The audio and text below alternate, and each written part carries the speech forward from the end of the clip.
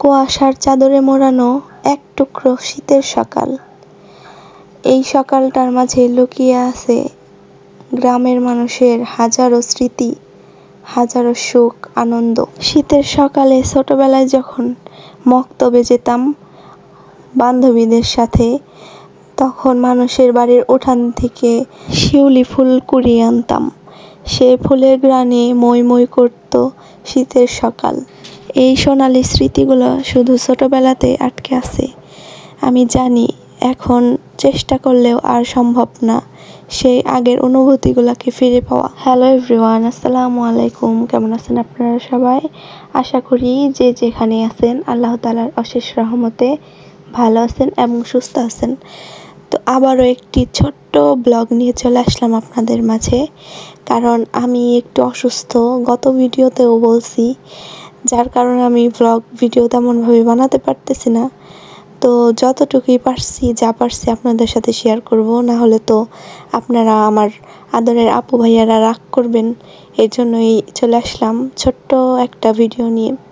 তো দেখেন, সকালবেলার আজকে রান্না করলাম সবজি আর ভাত।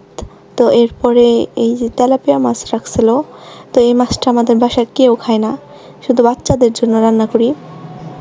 তো এর জন্য হচ্ছে 1 কেজি রাখা হয়েছে আর কি, যেহেতু কেউ খায় না। তো মাছগুলোকে কেটে ধুয়ে ফ্রিজে রেখে দিলাম। আর এই যে দেখেন, একটা জিনিস শেয়ার করি আপনাদের সাথে। আপনাদেরকে তো বলছিলাম যে আমি আমার বাবার বাসার কি অবস্থা এখন বর্তমানে, এটা শেয়ার করব। এই ভিডিওতে যে আপনারা ফুটেজগুলো দেখতেছেন ঘরের, তো এগুলা হচ্ছে আমার মা পাঠাইছে আমাকে ভিডিও করে। কারণ যেহেতু আমি যাইতে পারতেছি না এখন, তো যার কারণে পাঠাই দিছে ভিডিও করে। আর আপনাদেরকে তো বলছিলাম, কথা দিছিলাম যে দেখাবো, এর জন্য আর কি আমি বললাম যে আমাকে ভিডিও করে পাঠাও, আমি আমার ভালোবাসার মানুষদের সাথে শেয়ার করব। তো দেখেন, ঘরের যে ফ্লোর আসছিল ওইটা ভাঙা হয়েছে। তো যেহেতু অনেক আগের ঘর, তো ফ্লোরগুলো ফ্লোর অনেক শক্ত হয়ে গেছে। মিস্ত্রিদের ভাঙার পরেও কিছু কিছু অংশ কেমন যেন হয়ে আছে আর কি, বললো যেটা আর কি আমার মা। তো ওইটা আমার ভাই একটু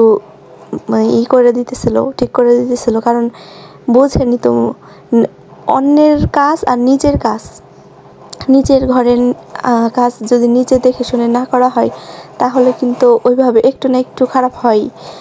তো যাই হোক, আমার একটা মাত্র ভাই, ওর জন্য সবাই দোয়া করবেন, ও যেন মানুষের মতো মানুষ হয়। তো যাই হোক, দেখেন বর্তমান এখন ঘরের যে অবস্থা, আর এই অবস্থাতে তো কোনো মতেই আমার ছোট বাচ্চা নিয়ে আমি যেতে পারতেছি না।